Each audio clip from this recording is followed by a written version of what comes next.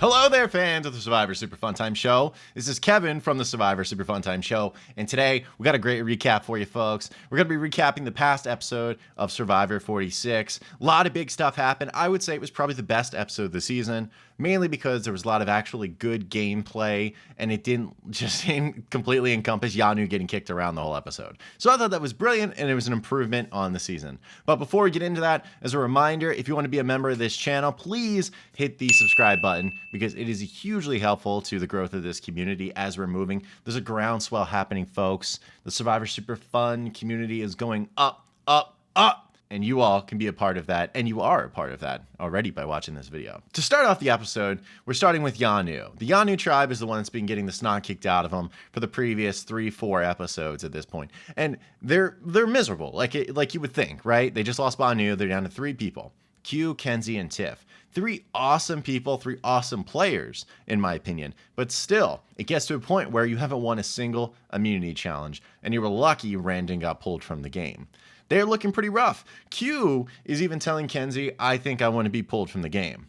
Now, we find out that that was actually a little bit of a cuttlefish move. It seems as though Q's not really gonna do that. He's actually trying to get Kenzie to feel safe and not use her shot in the dark if they have to go back to Tribal Council, which is a great move on his part. I mean, this is the new era. You have to think about these things all the time. Now, you wonder to yourself, ever since Jelinski did his exit interviews, because Jelinski, who was voted out first from the Yanu tribe, most people know Jelinski for wanting to quit during the Sweat Challenge and the Sweat and Savvy portion of the game. But according to his exit interviews, Jelinski said Q was the first one to bring up quitting. And then you see the secret scene going into this episode where Q's talking about quitting. Everyone's like, was Q really the quitter? Now, it doesn't seem like that's the case, but there were questions raised for sure. So Yanu's just like miserable. They're on the verge of dying, it looks like. And then we cut over to like the Siga tribe. The Siga tribe is the Love Kumbaya tribe. And they started this episode very much trying to give the audience the idea that, like, listen, we haven't had to go to Tribal Council for 10 days. We are happy as can be. Nothing is going to penetrate this awesome force field we got going on right now. Try to ride the shred, the happy shred. And they even have salsa lessons, okay? Maria ends up teaching them salsa lessons on the beach, and they all look so happy. And Charlie's doing some, like, hip stuff, you know, like you have to when you're doing salsa. And everyone's good. Everyone's happy. Jem is happy in her deceit this whole time, trying to, you know, she has the beware advantage. Other people don't know she has the beware advantage yet because she's kept it a secret. And people are just a little clueless. And Tim has heard that there's a little bit going on. Tim, talking to the Tiki Man, which is the immunity idol, asking a lot of questions, like why he hasn't gone, you know, to the loo this whole time. And he starts questioning Jem, like, hey, so what's the deal? Why you got the beware advantage? And Jem, I thought she, like, only kind of did okay at fending off Tim's advances in that way. Kind of like, what beware advantage? You know, like, obviously everyone knows what the beware advantage is. So she handled it okay, I think, but if Tim wasn't onto her at all after that, I'm a little surprised. Truthfully, I'm a little bit surprised. But Jem, for the most part, it sounds like people weren't onto her, at least based on her commentary on Twitter. She said no one knew that she had the idol by Tribal Council. Not to bury the lead too much, but she did. So naturally, the whole episode, you're thinking to yourself, you're like, okay, well, if they go to Tribal Council, Jem's going to need to find it because she doesn't have a vote right now as the holder of the beware advantage. And Nami was kind of interesting because they really talked mostly about Hunter and him digging around for an idol, and honestly everyone in Nami digging for one. The only person that wouldn't go and dig was Liz. Liz is the person that since the beginning of the game, she has really only had like kind of like one note, right? And it's been, you know, I make money and I haven't been able to find a partner long term because I just make so much money. And at first, I think fans were like, whoa, that's weird. But now, especially after the idol hunting, she's like, yeah, I'm good. I'm not going to go hunt. I think she specifically said, how am I going to go find the idol? I can't even find my own shoes. And I thought that was really funny. And of course, like as a fan, I respect everyone going out there and trying to find the idol because it's like you're trying to play the game. But there's also a quiet strategy to not looking for the idol. That lets everyone know that you're not playing too hard to the point where you're trying to do something, right? Like you're trying to make something happen. And I think that's kind of a quiet brilliance in Liz not searching. Also, you have to keep your stuff straight, right? Like if anyone asks you, kind of like Tim with Jem, like you got to be on the defense. You have to act clueless while you're not clueless. And lastly, if you get the beware advantage, you lose your vote until you earn it. So really, there's a major downside of looking for the idol, but obviously there could be a big upside as well. So I just don't want to discount one over the other. Now on the flip side, sometimes finding an idol is really amazing. And America's sweetheart, the challenge beast of the season, Hunter, actually finds the beware advantage. Pops it open, finds out pretty much the same stuff. You're not going to be able to get a clue as to how to open the box with the idol in it until your tribe loses its first challenge. But the problem is Nami keeps winning. So Hunter's probably going to be waiting until the Mergatory, which I think is next episode, where apparently he can get it a different way. So I'd say that's a pretty fortunate thing for Hunter, who, going into the merge, everyone knows he's like automatic in challenges. And God forbid if he loses, he's going to need that idol. He's going to be a threat every single time, and people are going to throw his name out. And the question is, does he tell Tevin, who has an extra vote? Will Tevin be nervous of Hunter? Or will they work together, kind of like Drew and Austin last season? Loved Venus in on this. She basically said, listen, I'm on the bottom. So there's really nothing I can say that can make me more on the bottom than already being on the bottom. So she was really frank, calling Hunter a meat shield, saying, essentially, I want to work with you because I think you're going to block a lot of bullets for me. And Hunter is not super into it from what I can tell. I don't know why he would hitch his wagon to that ride. He's got a better wagon in Tevin and possibly Soda. And since Mergatory is coming up, why would you even risk your neck for someone like Venus? There's really no point, right? Especially when she's like, yeah, I'm only going to get an alliance with you, so you lose, essentially. Now, later on in the episode, reward immunity. It was so awesome. I mean, Yanu was moving slow as dirt, but after a whole thing plays out, I mean, obviously Nami got first place. Of course they did, because Hunter was there, and Hunter sealed it like he always does. Fascinating. But second place, it actually went to our dear little Yanu tribe, the little engine that could Yanu tribe. They tried so hard, and they got it. They got second place with a beautiful slow-mo breaking of the little thing off the pillar at the end of the challenge.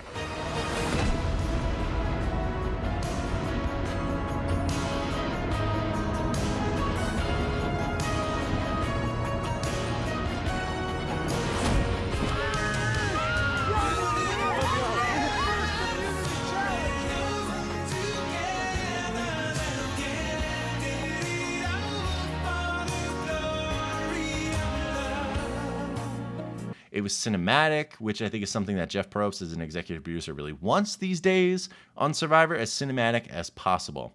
And they nailed it. And seeing Yanu win, I was so happy. My little Survivor fan heart grew 3 sizes that day. It was great. I was so happy they didn't have to go. And instead, it was Siga's turn to go to Tribal Council. But before they get to Tribal Council, they have to go on a journey. Probst let them know they were going to go off and they had to choose people. Nami won. So Hunter was the one who's going to go. Tim gets chosen for the Siga tribe, and Q gets chosen for Yanu, and they end up going to the journey. They go to the journey. The first thing they really talk about what would happen if they get to the Mergatory together. Said maybe each one of us grabs one person and brings him in, and we have kind of a core 6 alliance. Q is like, I would take Tiffany with me.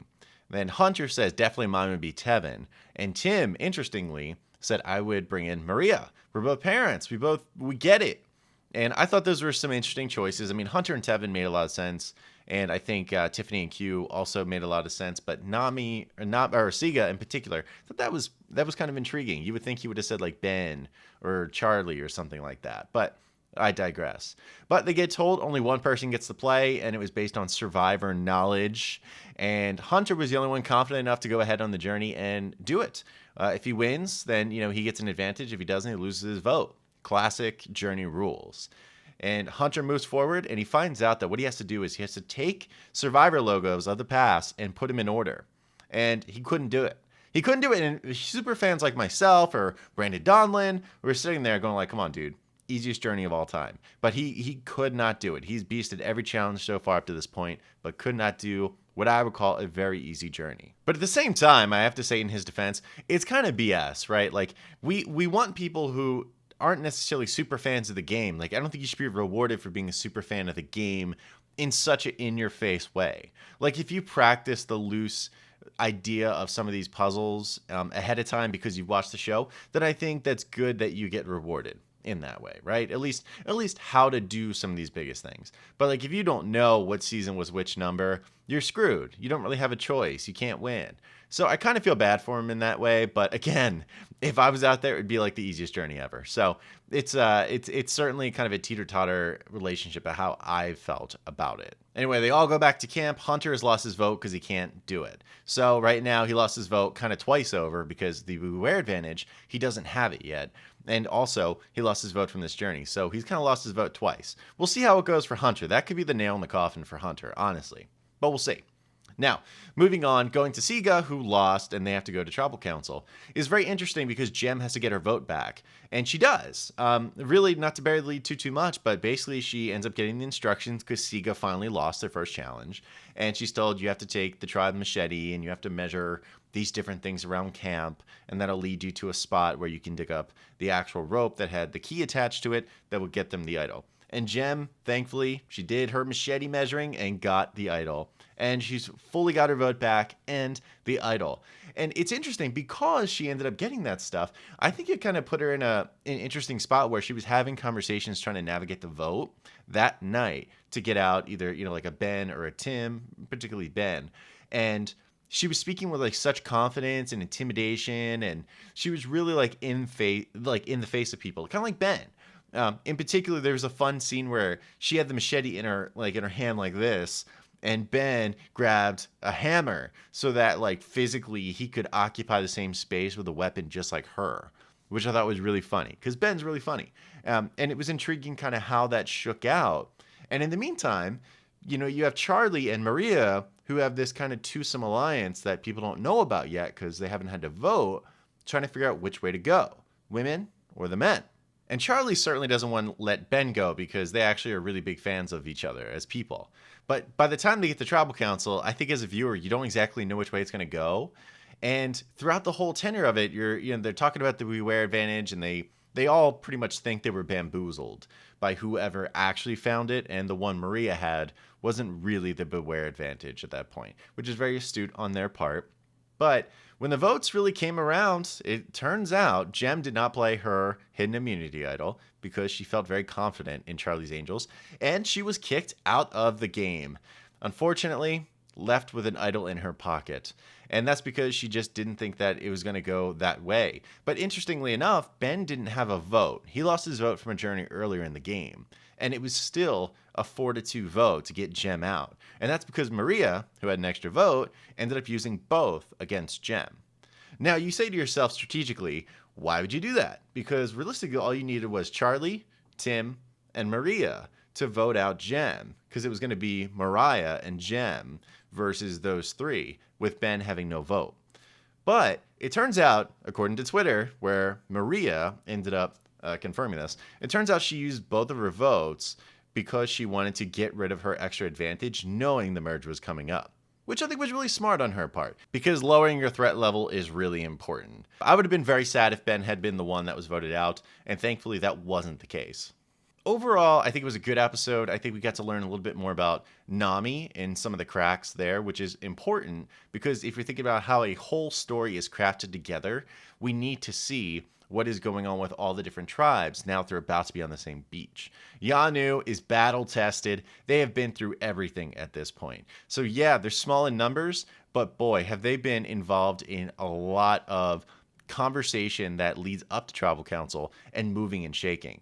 They are the grizzly vets of this game. Make no mistake, they're Michael Jordan in the fourth quarter. Then you have Nami, who's like this fresh-faced LeBron coming into the league on the Cavs. And then you have Siga. They've been around for a little bit. They're James Harden. They haven't done anything yet, right?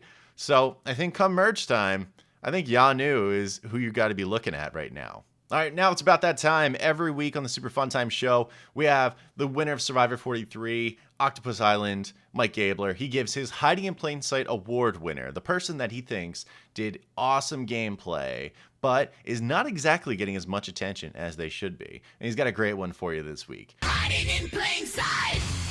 Hey everybody, Gabler here. I hope you had a super fun time watching this week's episode of Survivor. I know I did. I thought it was absolutely awesome from start to finish. Unfortunately, my Hiding in Plain Sight pick from last week, Jim, got a little bit too high profile and got taken out by the tribe. So my new pick for the hiding in plain sight for this week is going to be Maria, because Maria had 2 votes, which put a target on her. She spent them both this week to do what she needed to do for her alliance, sent Jem home, and lower her threat level at the same time. So this week, it's Maria. Take care. Super fun time, everybody. Gabler out. Bye-bye. Absolutely 100% agree with Gabler on this one. So far, by the way, Gabler's only picked Siga people so far for this award, which I think is terribly fascinating.